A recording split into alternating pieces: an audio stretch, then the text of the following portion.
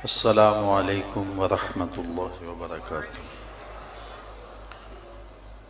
الحمد للہ رب العالمین، والصلاة والسلام علی اشرف الانبیاء والمرسلین وعلی آلہ واصحابہ اجمعین۔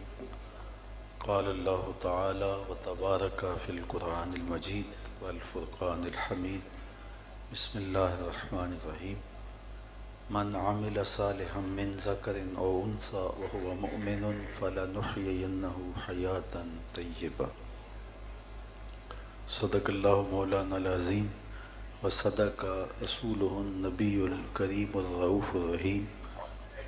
اللہم نور قلوبنا بالقرآن وزین اخلاقنا بالقرآن وادخلنا الجنة بالقرآن ونجنا من النار بالقرآن۔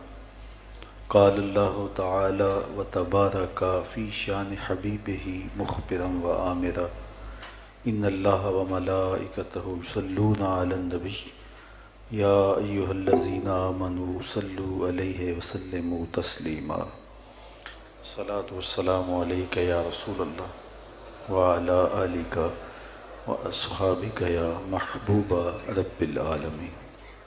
تمام حمد و ثنا، تعریف و توصیف اللہ جل مجدہ الکریم کی ذات بابرکات کے لیے، جو خالق کائنات بھی ہے اور مالک شہنشاہات بھی۔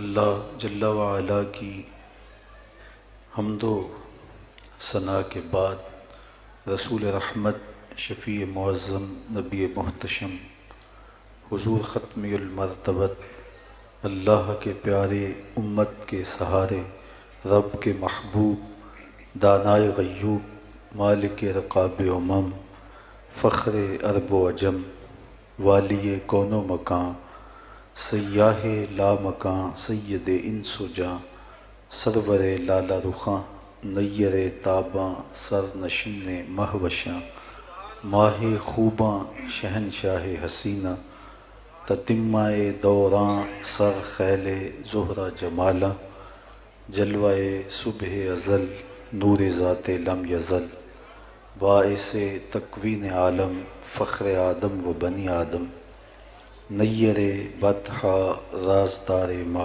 اوہا، شاہد ما طغا، صاحب علم نشرح، معصوم آمنہ احمد مجتبیٰ، حضرت محمد مصطفیٰ صلی اللہ علیہ وآلہ وسلم کے حضور ناز میں اپنی عقیدتوں، ارادتوں اور محبتوں کا خراج پیش کرنے کے بعد،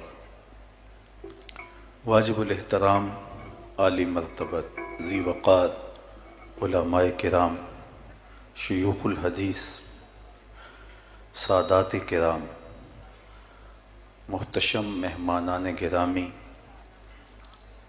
عزیز طلباء، سامعین، سامعات، السلام علیکم ورحمۃ اللہ وبرکاتہ۔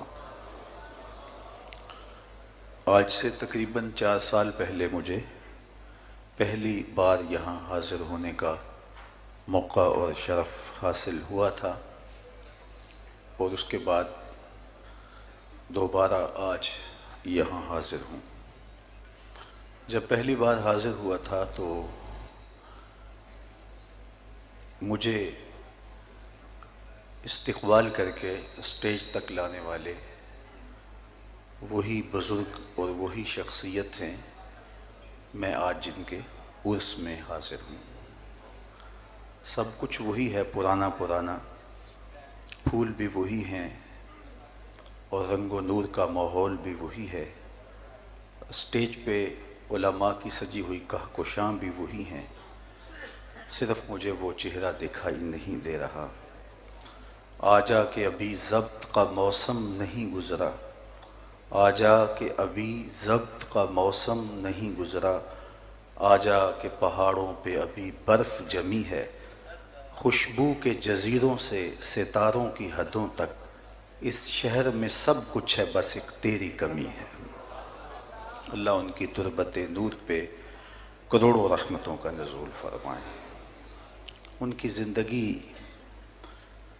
جذبوں کی فراوانی کا نام ہے، اور جس طرح سے انہوں نے اس دارالعلوم کو اٹھا کر کے اوج ثریا تک پہنچایا، اور اس کا حوالہ ان کی روشن ذات تھی، اور ملک کے طول و عرض کے اندر یہاں سے لے کے کشمیر کے پہاڑوں تک جس طرح انہوں نے ایک نیٹ ورک مدارس دینیہ کا قائم کیا، یقیناً یہ ان کی سچی لگن تھی جو دین کے ساتھ اللہ نے ان کو نصیب کی تھی۔ ان کی قبر کی روشنی کے لیے یہ سب کچھ کافی ہے۔ اللہ اس گلشن کو قیامت تک آباد رکھے، اور ان کے لگائے گئے پودے جہاں جہاں بھی انہوں نے شجر لگائے اس کے پھل سے لوگ فیضیاب ہوتے رہیں، اور ان کی قبر میں نور، روشنیاں اور اجالے اترتے رہیں۔ میں نے کتاب رحمت قرآن مجید سے جو کلمات تلاوت کیے ہیں ان کا مفہوم یہی ہے کہ جس نے نیک عمل کیے، چاہے وہ مرد ہو چاہے وہ عورت، شرط ہے کہ وہ مومن ہو، تو ہم اس کو حیات طیبہ، ستھری اور پاکیزہ زندگی عطا کر دیتے ہیں۔ یہ میرے رب کا وعدہ ہے کہ جو بھی صالح اعمال کرے گا، وہ مرد ہو تب بھی، وہ عورت ہو تب بھی، میرے رب کا وعدہ ہے کہ ہم اس کو حیات طیبہ دیں گے، اس کو پاکیزہ زندگی دیں گے۔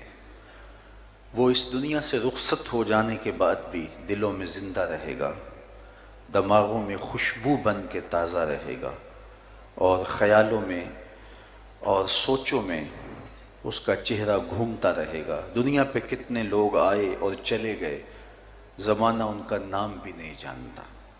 میاں صاحب نے تو کہا تھا کہ سہ سہ جوڑ سنگت دے ڈٹھے، اوڑک وتھا پئیاں جنہ باجوں ایک پل نہیں سجیندے، شکلاں یاد نہ رہیاں۔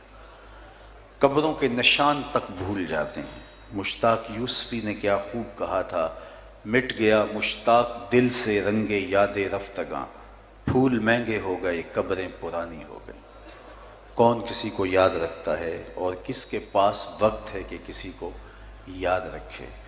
لیکن جنہوں نے اپنی زندگیاں اللہ اور اس کے رسول کے نام لگا دی ہوتی ہیں، نہ ان کی قبریں پرانی ہوتی ہیں اور نہ عقیدتوں کے پھول مہنگے ہوتے ہیں۔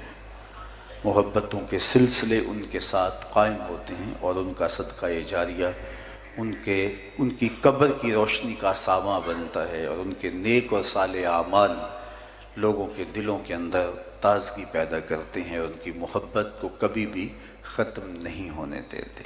تو کہا جس نے بھی نیک عمل کیا، چاہے وہ مرد ہے چاہے وہ عورت ہے، شرط ہے کہ وہ مومن ہے، فَلَنُحْيِيَنَّهُ حَيَاتًا طَيِّبَةً، ہم اسے ستھری اور پاکیزہ زندگی عطا کر دیتے ہیں۔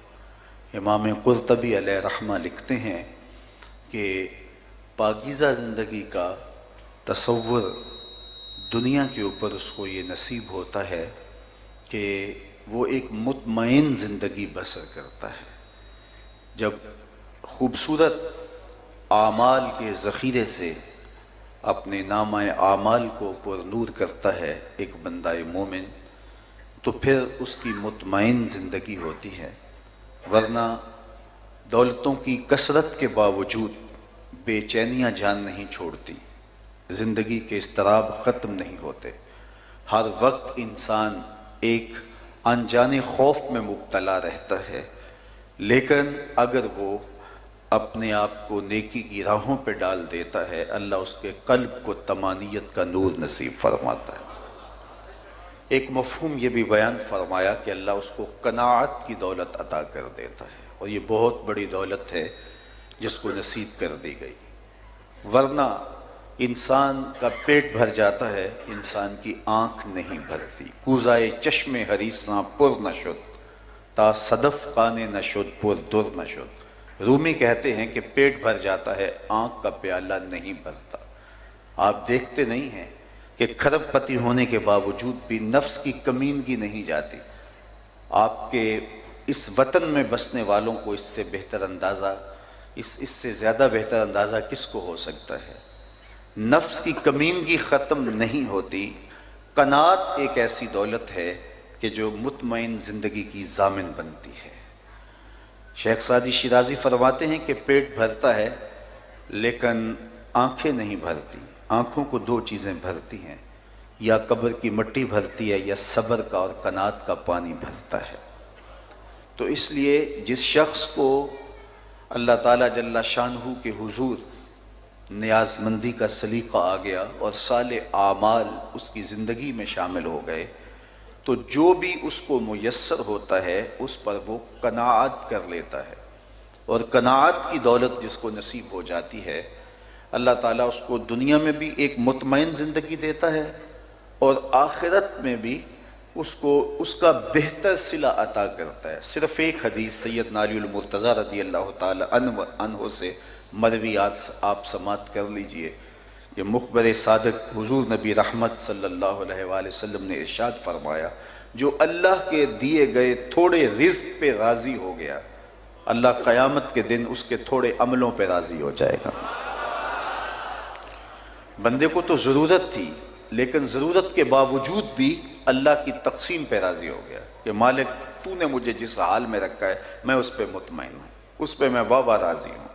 تو جو اللہ کی تقسیم پہ راضی ہو گیا، نہیں ہوگا تو پھر بھی کیا ہوگا، ہوگا تو وہی۔ کسی نے حضرت واصف علی واصف سے پوچھا تھا کہ غم کسے کہتے ہیں، تو انہوں نے کہا اللہ کی مرضی اور اپنی مرضی میں فرق کا نام غم ہے۔ بندہ چاہتا ہے کہ یہ ہو اور اللہ چاہتا ہے کہ یہ ہوگا وہی جو رب چاہے گا۔ تو اب اپنی مرضی کو اللہ کی مرضی سے جب الگ کریں گے تو زندگی دکھوں کا مجموعہ بن جائے گی، اور جب اپنی مرضی کو مالک کی مرضی میں فنا کر دیں گے تو وہ دکھ بھی سامان راحت بن جائیں گے۔ جب اپنے آپ کو اس کی مرضی میں فنا کر دیا تو یہ اس کی رضا کے سانچے میں ڈھال کر کے آپ ایک مطمئن زندگی بسر کرتے ہیں، ورنہ ساری زندگی عدم اطمینان کا شکار رہیں گے۔ وہ کیا کسی نے کہا نا، جے سونا میرے دکھ وچ راضی تے میں سکھ نو چلے ڈاواں۔ تو جب بندہ اس کی رضا پہ راضی ہو گیا، اس کی تقسیم پہ راضی ہو گیا، تو پھر ایک مطمئن زندگی اس کو نصیب ہو گئی، اور اس کے پاس کچھ ہے تب بھی مطمئن ہے، اور اگر اس کے پاس نہیں ہے تو تب بھی مطمئن ہے کہ یہ میرے رب کی رضا ہے، میرا رب مجھ کو اس حال میں رکھنا چاہتا ہے اور میں اس حال پہ مطمئن ہوں۔ تو اللہ تعالیٰ کی طرف سے جو کیفیت بندے کے اوپر وارد ہوتی ہے اس پر وہ مطمئن ہو، جو اس کا حال ہوتا ہے اس پر وہ اس کا اطمینان ہو، تو یہ ایک دولت ہے۔ تو کہا جو اللہ کے دیے گئے تھوڑے رزق پہ راضی ہو گیا، اللہ قیامت کے دن اس کے تھوڑے عملوں پہ راضی ہو جائے گا۔ اب ذرا اس کا دوسرا رخ بھی دیکھ لیجئے، یہ تو حضور علیہ السلام کا فرمان ہے۔ اب جو اللہ کے دیے گئے تھوڑے رزق پہ راضی ہو گیا، اللہ قیامت کے دن اس کے تھوڑے عملوں پہ راضی ہو جائے گا، اور جو اللہ کے دیے گئے زیادہ پہ بھی راضی نہ ہوا تو پھر وہ دیکھے کہ اس کا حساب کس طرح ہوگا اور وہ اللہ کا سامنا کس طرح کرے گا۔ تو یہ ایک دولت ہوتی ہے اور یہ صالح اعمال کا نتیجہ ہوتا ہے جو بندہ مومن کو اللہ تعالیٰ عطا فرماتا ہے۔ حیات طیبہ کا ایک مفہوم یہ بھی بیان کیا گیا کہ رزق حلال، یعنی اللہ تعالیٰ جل شانہ جس بندے کو پسند کرتا ہے اس کو رزق حلال نصیب کرتا ہے، حرام سے اللہ اسے محفوظ کر لیتا ہے، کیونکہ رزق حلال کی دولت ایک ایسی دولت ہے جو اللہ کے قرب کی ضامن بن جاتی ہے اگر ایمان اور صالح اعمال پائے جائیں۔ اور اگر رزق حلال میسر نہیں ہیں تو آپ کے سجدے، آپ کی نمازیں اور آپ کے دیگر اعمال اللہ کی قربت کا ذریعہ نہیں بنتے۔ حضور نبی رحمت صلی اللہ علیہ وآلہ وسلم نے اس شخص کا ذکر کیا کہ جو ایک طویل سفر کاٹ کے سین حرم میں جا پہنچتا ہے اور اس کے بال اٹے ہوئے ہیں غبار سے، لباس پھٹا ہوا ہے، سفر کی تھکان چہرے سے حویدہ ہے، یمد یدیہ اور لمبے لمبے ہاتھ کر کے دعائیں مانگتا ہے، لیکن حال کیا ہے؟ اس کا کھانا حرام کا ہے، اس کا پینا حرام کا ہے، اس نے جو لباس پہنا ہوا ہے اس کا تار و پود حرام سے ہے، اس کو غذا دی گئی ہے تو حرام رزق کی دی گئی، اس کا بدن پلا بڑا ہے حرام کی کمائی سے۔ تو میرے حضور فرماتے اس کی دعا کیسے قبول ہوگی؟ نہ صرف کہ اس کی اپنی دعا رد کر دی جاتی ہے بلکہ نیک لوگوں کی دعاؤں سے اس کا حصہ نکال دیا جاتا ہے۔ نیک لوگ دعائیں مانگتے ہیں اور پوری امت کے لیے دعائیں مانگتے ہیں، اپنوں بیگانوں کے لیے دعائیں مانگتے ہیں، لیکن جو شخص رزق حرام کا عادی ہوتا ہے تو ان پاک لوگوں کی دعاؤں میں جس کا حصہ میںہ کی طرح برستا ہے، کہاں کہاں اللہ کی مخلوق موجود ہوتی ہے جو قبروں میں بھی جا چکے ہیں، ان تک بھی اس دعا کا حصہ پہنچتا ہے۔ جب صالحین اپنی تنہائیوں میں دعا مانگتے ہیں، اپنے حجروں میں بیٹھ کر کے پوری امت کے لیے ہاتھ اٹھاتے ہیں، اور ان کے اٹھے ہوئے ہاتھوں کی اللہ لاج رکھتا ہے اور ان کی دعا کے ایک ایک حرف کو قبول کرتا ہے۔ لیکن اگر رزق پاک نہیں ہے تو ان لوگوں کی دعاؤں سے حصہ نکال دیا جاتا ہے۔ اب بتائیے وہ کتنا بڑا محروم ہے، اور اس کے پلے کیا باقی بچا اگر اس کا رزق ہی پاک نہیں ہے۔ تو جب کوئی صالح اعمال کرتا ہے ایمان کی شرط کے ساتھ، وہ مرد ہے یا وہ عورت ہے، تو اللہ جل شانہ اس کو جو ستھری اور پاکیزہ زندگی دیتا ہے، اس پاکیزہ اور ستھری زندگی کا ایک روپ یہ ہے کہ اللہ تعالیٰ جل شانہ اس کو رزق حلال نصیب فرما دیتا ہے۔ اللہ تعالیٰ جل شانہ پر رضا کا نصیب ہو جانا، امام قرطبی نے ایک معنی یہ بھی بیان فرمایا ہے کہ اللہ کی تقسیم پہ راضی ہو جانے کا مزاج پیدا ہو جائے۔ تو یہ وہ دولت جس کا اجمالی تذکرہ ابھی میں نے کیا، یہ اس شخص کا مقسوم ہے اور اس شخص کا مقدور ہے جو صالح اعمال ایمان کی شرط کے ساتھ کرتا ہے۔ یہ تو ہے اس کا دنیا کے اندر صلہ، لیکن اس کی آخرت بھی خوبصورت ہوتی ہے۔ اللہ اسے مغفرت کے نور سے مالا مال کرتا ہے، اس کو غفران و رحمت کے پردوں میں ڈھانپ لیتا ہے، اس کی زندگی کی کوتاہیوں سے اللہ درگزر فرماتا ہے، اللہ اکبر، اور اس کا حساب آسان بھی فرماتا ہے، اور اس کا نامہ اعمال دائیں ہاتھ میں قیامت کے روز دیا جائے۔ تو یہ صالح اعمال کا نتیجہ ہے جو اس کا مقسوم ہوگا، اللہ اکبر۔ اور حیات طیبہ کا یہ بھی مفہوم ہے کہ وہ اس دنیا سے رخصت ہونے کے باوجود بھی دلوں میں، دماغوں میں، روحوں میں بن کے، زندہ بن کے اپنی زندگی کی بہاریں لوٹاتا ہوا محسوس ہوتا ہے۔ دنیا کے اوپر کتنے لوگ آئے اور چلے گئے، ان کا نشان بھی باقی نہ بچا۔ آل ساسان نے 3150 سال ایران پہ حکومت کی ہے، اور آج ان 150 حکمرانوں کو جو یکے بعد دیگرے تخت نشین ہوئے، میں اگر پوچھوں کہ کسی ایک کا نام بتائیں تو شاید چند علماء اور تاریخ کے جو گہرے شناور ہیں ان کے علاوہ کوئی نام بھی نہیں بتا سکے، جو اتنا طویل دور حکمرانی رکھتے تھے، اور 150 حکمران یکے بعد دیگرے ایک ہی خاندان کے تخت نشین ہوئے اور 3150 سال تخت ایران پہ متمکن رہے، آج ان کا نام بھی زمانے کو یاد نہیں ہے۔ اللہ اکبر۔ اقبال نے کہا تھا نا، اقبال یہ کس کے عشق کا فیض عام ہے، رومی فنا ہوا حبشی کو دوام ہے۔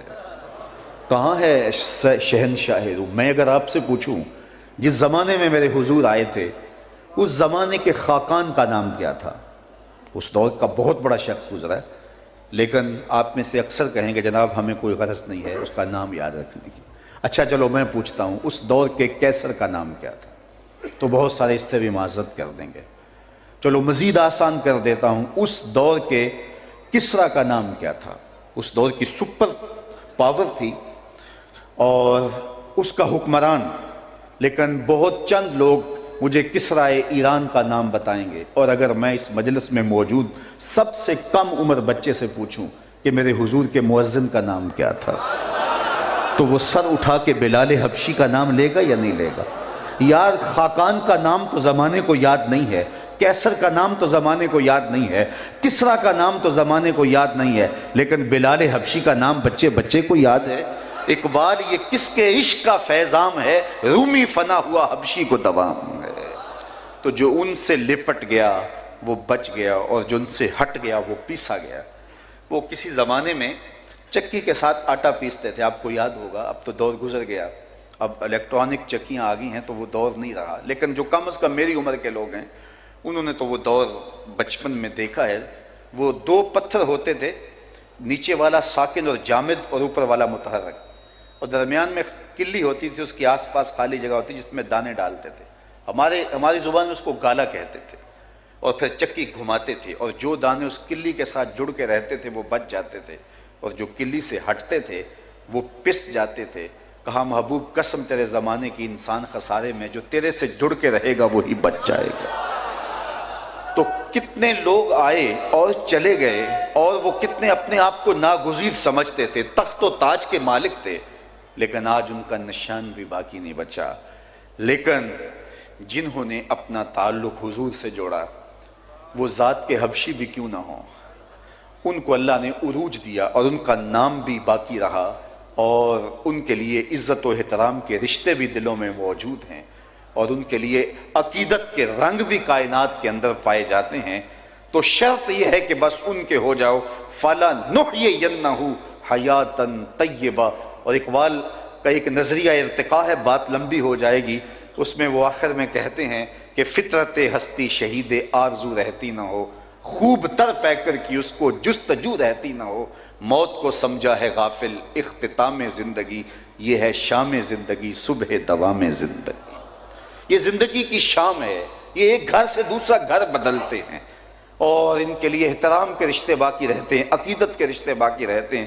یہ خوشبوئیں بن کے دماغ میں بسے رہتے ہیں، اور یہ دلوں کے اندر یاد بن کے قائم رہتے ہیں، اور ان کی محبتیں سلامت رہتی ہیں. یار جو حضور سے جڑ گیا وہ فنا کیسے ہو سکتا ہے؟ جو ان کا ہو گیا اس کا نام کیسے مٹ سکتا ہے؟ اس کا نشان کیسے مٹ سکتا ہے؟ ان کا ہونے والا تو سرخرو ہو جاتا ہے، اور ان کے ساتھ وابستگی رکھنے والا کامیاب اور کامران ہو جاتا ہے. فَلَنُحْيِيَنَّهُ حَيَاتًا طَيِّبَةً. یہ حیات طیبہ کا روپ ہے. ربعی بن حراش بہت بڑے بزرگ گزرے ہیں، جلیل القدر تابعی بھی ہیں. ان کے بھائی تھے ربیع بن حراش. یہ ساری زندگی ہنسے نہیں، فرماتے تھے کیا خبر میرا انجام کیا ہوگا. جب تک یہ یقین نہ ہو کہ میرا انجام کیا ہو، تو اس وقت دھڑکا تو ہر لمحے لگا رہتا ہے کہ نہ جانے میں کس کھاتے میں ہوں. عید کے دن لوگوں نے فاروق اعظم رضی اللہ تعالیٰ عنہ کو روتے ہوئے دیکھا، تو کہا آج تو خوشیوں بھرا دن ہے اور آپ رو رہے ہیں. کہا مجھے نہیں پتا کہ میں مقبولین میں سے ہوں یا مطرودین میں سے، میں رد کر دیا گیا ہوں یا میرے روزے قبول کر لیے گئے ہیں. تو جب تک یہ یقین نہ ہو، حضرت ابی ملیکہ فرماتے ہیں میں 30 اصحاب رسول سے ملا ہوں. بخاری کتاب الایمان اٹھائیے، 30 اصحاب رسول سے میری ملاقات ہوئی ہے، اور کہتے ہیں میں نے ہر ایک کو اپنی آخرت کے بارے میں، اپنے خاتمے کے بارے میں ڈاڈا فکر مند پایا ہے. ہم تو 2 نمازیں پڑھ لیں تو دوسروں کو حقیر سمجھنے لگ جاتے ہیں. یہ وہ لوگ تھے جن کی آنکھوں نے جمال محمد عربی دیکھا ہے، لیکن فکر مند تھے کہ ہمارا خاتمہ بخیر ہو جائے. ہم دیکھتے نہیں ہیں بلعم بن باورا، یہ بنی اسرائیل کا مستجاب الدعوات ولی ہے. جب ہاتھ اٹھا کے دعا مانگتا ہے تو منہ پہ بعد میں پھیرتا ہے، قبولیت پہلے ہوتی ہے. لیکن پھر اسی کے بارے میں قرآن نے کہا نا مَثَلُهُ كَمَثَلِ الْكَلْبِ، اس کی مثال کتے کی مثال ہے. زبان لٹک گئی، زمین چاٹتا تھا مستجاب الدعوات ولی، لڑک کے کہاں گیا. اسی لیے میاں صاحب بولے پڑھنے اتے مان کرینا تے نہ آکھی میں پڑھیا، پڑھنے اتے مان کرینا نہ آکھی میں پڑھیا، او جبار کہار صداوے متا روڑ دے وے دودھ کڑیا. جب تک خاتمہ ایمان نہ ہو، خاتمہ ایمان پہ نہ ہوتی دیر تک دھڑکا لگا رہے. رنگا رنگ سہیلیاں پرن کڑے پر پریا اس دا جانیے جس دا توڑ چڑھے. کسی نے حضرت بایزید بستامی سے پوچھا، ایک بوڑھی خاتون نے، حضرت ایک مسئلہ پوچھنے آئی. کہا پوچھئے. کہا آپ کی داڑھی اچھی ہے یا میرے گدے کی دم اچھی ہے؟ یہ کوئی مسئلہ مجھے پوچھے پھر جانے کہاں پائے. لیکن بایزید بستامی رو پڑے. کہا بڑھیا تیرے سوال کا جواب فی الحال میرے پاس نہیں ہے، یہ تو مرنے کے بعد ہی بتا سکتا ہوں. خاتمہ خیر سے ہو گیا تو پھر ہی کچھ کہہ سکتا ہوں. خیر حضرت بایزید بستامی کا 72 سال کی عمر میں انتقال ہو گیا. تو بڑھیا کو خواب میں ملے. اس نے کہا کہ میرا سوال وہیں کھڑا ہے، مجھے بتائیے میرے گدے کی دم اچھی ہے یا آپ کی داڑھی اچھی ہے؟ تو کہا اللہ کا شکر ہے میرا خاتمہ ایمان پہ ہو گیا، اب تیرے گدے کی دم کو میری داڑھی سے کیا نسبت ہو سکتی ہے؟ تو اس نے کہا کہ بتائیے آپ کے رب نے آپ کے ساتھ سلوک کیا کیا؟ تو حضرت بایزید بستامی کہتے ہیں کہ جب میں مالک کے روبرو حاضر ہوا تو میرے مالک نے مجھے پوچھا اے بوڑھے بتا میرے پاس کیا لے کر آئے ہو. 72 سال کی عمر میں انتقال ہوا تھا. اے بوڑھے بتا میرے پاس کیا لے کر آئے ہو؟ تو میں نے جواباً عرض کی مالک بادشاہوں کی چوکھٹ پہ فقیر آئیں تو شہنشاہ فقیروں کو یہ تو نہیں پوچھتے کیا لے کر آئے ہو، فقیروں کو تو بادشاہ یہی پوچھتے ہیں کیا لینے آئے ہو. میں لے کر کچھ نہیں آیا، تیری رحمت کا سوال ہی بن کے آیا ہوں. اللہ نے بغیر حساب کے میری مغفرت فرما دی۔ تو کہا میں مغفرت تو غفران کے پردوں میں ڈھانپ لیا گیا ہوں، اب تیرے گدھے کی دم کو میری داڑھی سے کیا نسبت ہو سکتی؟ تو جب تک یہ یقین نہ ہو کہ میرا انجام کیا ہے، دھڑکا لگا رہے، ڈر لگا رہے، مومن کی یہ زندگی ہے۔ سعدی شیرازی کتنی خوبصورت بات کر گئے۔ ہمارے درس نظامی میں بچوں کو آغاز یہاں سے کروایا جاتا ہے، کتنے حکیمانہ انداز سے وہ باطن کی تربیت کرتے ہیں اور روحوں کے زنگ اتارتے ہیں۔ فرماتے ہیں اس دنیا پہ تو آیا تھا تو تو روتا تھا، یہ ہنستے تھے۔ جب بچہ پیدا ہوتا ہے تو اس کا پیدا ہونے کے بعد والدین کو یقین نہیں ہوتا یہ زندہ پیدا ہوا ہے یا مردہ پیدا ہوا ہے۔ جب تک وہ روتا نہیں ہے اتنی دیر تک جو ہے وہ اس کے بارے میں کوئی حکم نہیں لگتا۔ اس کو استحلال کہتے ہیں ہماری اصطلاح کے اندر۔ جب علماء سے پوچھا جاتا ہے کہ بچہ پیدا ہوا ہے اور اس کے بعد فوت ہوا ہے تو جنازہ پڑھا جائے کہ نہیں پڑھا جائے، تو وہ کہتے ہیں اس نے استحلال کیا ہے کہ نہیں، چیخا ہے کہ نہیں۔ استحلال کہتے ہیں چیخنے کو۔ یہ پہلی رات کے چاند کو جو ہلال کہتے ہیں تو وہ بھی اس لیے ہلال کہتے ہیں کہ اس کو دیکھ کے بھی بچے شور مچاتے ہیں کہ چاند طلوع ہو گیا۔ وما اہل بہ لغیر اللہ، یہ بھی یہاں سے نکلا ہے۔ لوگوں نے اس کو غلط مفہوم دے دیا۔ جب عند الذبح وہ جو پکار اٹھتی ہے وہ اللہ کے نام کے علاوہ کسی اور کی پکار نہیں ہونی چاہیے۔ اگر کس نے جانور ذبح کرتے ہوئے کہا بسم الشیخ عبد القادر جیلانی تو حرام ہو جائے گا، بسم محمد بھی کہا تو حرام ہو جائے گا۔ اس لیے وہ اللہ کے نام کے علاوہ کسی اور کی پکار نہیں ہونا چاہیے۔ تو باقی وہ 11ویں کا ہو، وہ 12ویں کا ہو، وہ عقیقے کا ہو، ولیمے کا ہو، لیکن جب ذبح کیا جا رہا ہے تو وہ آواز اللہ کے نام کی ہونی چاہیے۔ تو بچے کا چیخنا اس کی زندگی کی دلیل ہے۔ بلکہ امام طبرانی نے اپنی معجم میں اس کی وجہ بھی لکھی۔ حضور سے پوچھا گیا کہ حضور جب بچہ پیدا ہوتا ہے تو وہ چیختا کیوں ہے، وہ روتا کیوں ہے؟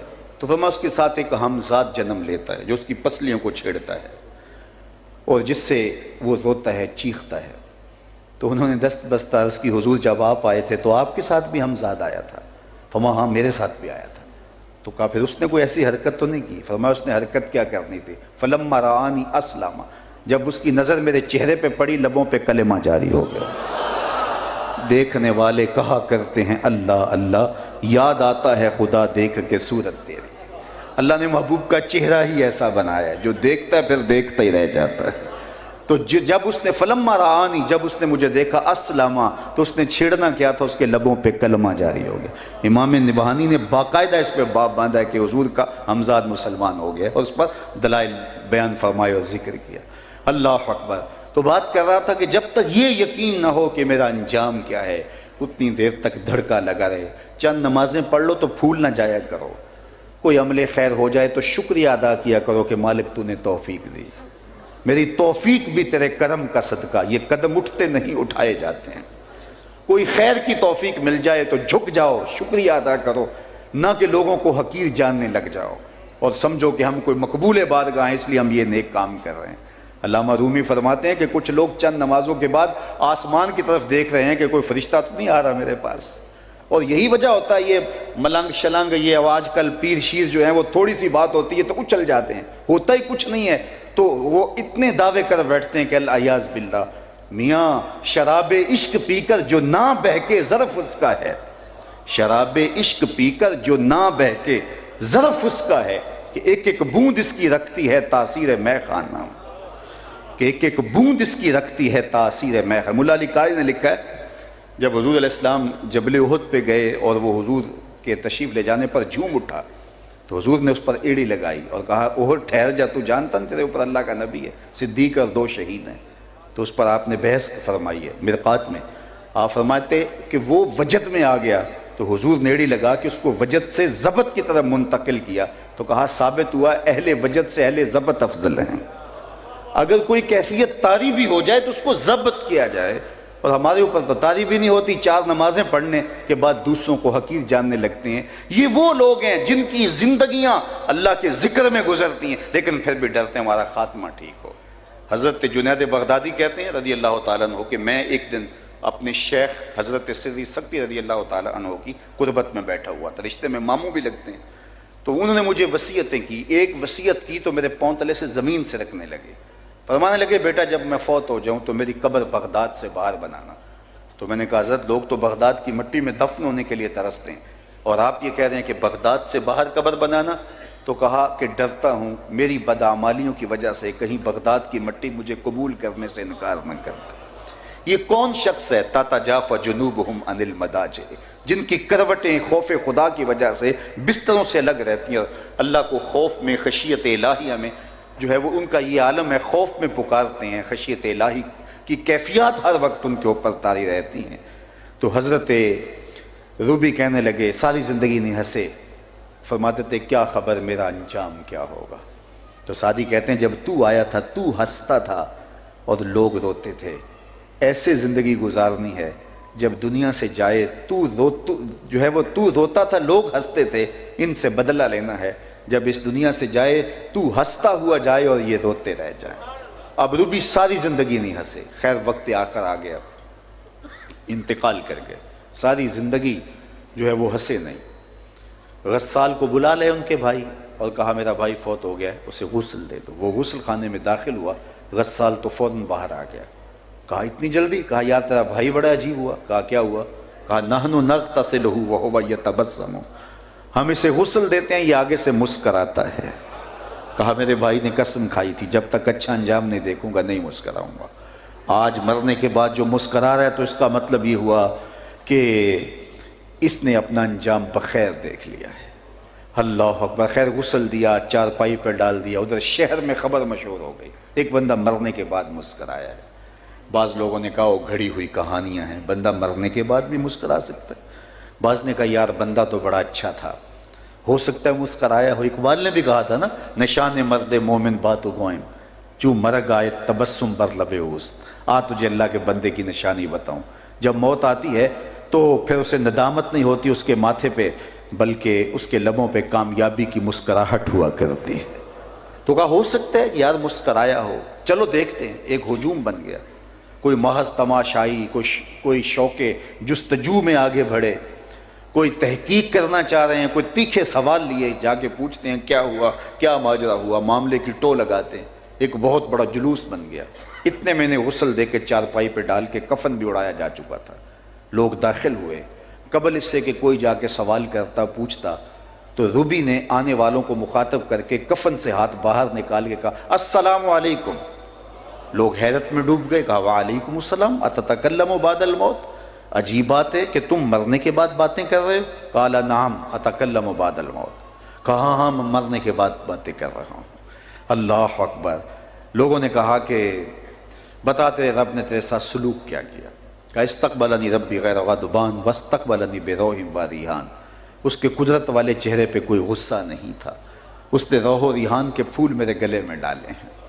اللہ اکبر۔ عرش فرشتے بانگا ملیاں تے مکے پہ گیا شور، بلے شاہ اسا مرنا نہ ہی تے گور پیا کوئی ہور، فَلَا نُحْيِيَنَّهُ حَيَاتًا طیبہ، کہا جو میرے ہو جائیں میں انہیں حیات طیبہ دے دیتا ہوں، ستھری اور پاکیزہ زندگی دے دیتا ہوں۔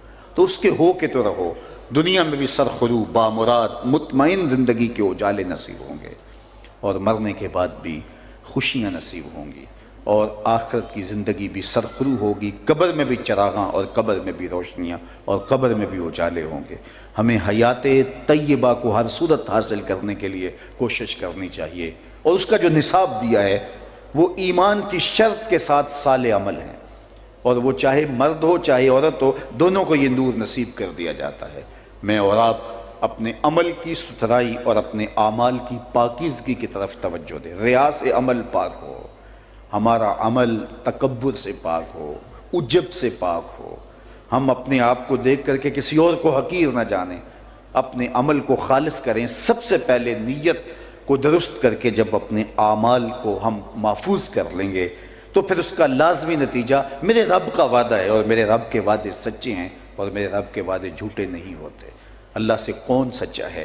اس لیے کہا اگر تم صالح اعمال کرو گے تو تمہیں ایک پاکیزہ ستھری حیات طیبہ نصیب کر دیں گے۔ عالی مرتبت علماء موجود ہیں، فَلَا نُحْيِيَنَّ کے اندر بھی تو مادہ حیات موجود تھا، فَلَا نُحْيِيَنَّ کے اندر بھی تو مادہ حیات موجود تھا، اور اس کے اندر جو ہے وہ تاکیدیں بھی موجود ہیں، لیکن اس کے بعد پھر الگ سے حیاتاً طیبہ کو الگ سے ذکر کر کے اور حیات کی صفت بھی ساتھ لگا کر کے اور اس کو مزید موقت بھی کر دیا، تاکہ کسی کو کوئی شک نہ باقی رہے کہ جو میرا ہو جائے پھر اس کو ایک میں مطمئن اور پاکیزہ زندگی نصیب کرتا ہوں، اور وہ خوشگوار زندگی اور وہ خوبصورت زندگی اور وہ پاکیزہ زندگی اس کی بہتری کی ضامن ہوتی ہے، اس کی دنیا بھی سنورتی ہے، اس کی آخرت بھی سنورتی ہے، اور ہمارا مقصود دونوں زندگیوں کو سنوارنا ہے۔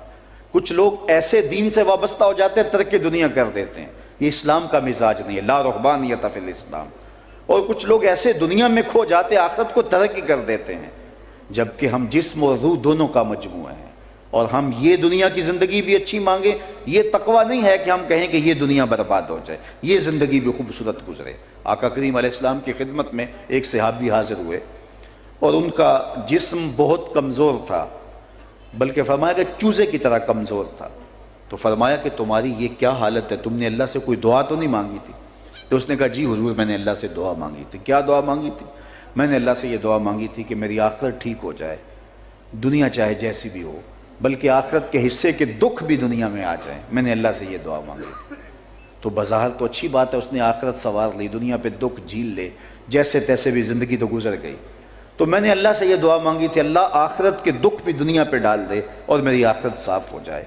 تو اس بات سے حضور خوش نہیں ہوئے، بلکہ اسے فرمایا تو نے یہ دعا کیوں مانگی کہ آخرت کے حصے کے دکھ بھی دنیا پہ آئیں؟ تو نے اللہ سے یہ کیوں نہیں مانگا ربنا آتنا فی الدنیا حسنۃ وفی الآخرۃ حسنہ، اے اللہ مجھے یہ دنیا بھی اچھی دے دے، وہ دنیا بھی اچھی دے دے۔ تو دونوں جہانوں کی خوبصورتی یہ مومن کی زندگی ہے۔ اللہ مجھے آپ کو دونوں جہانوں کی خوبصورت زندگی عطا فرمائے۔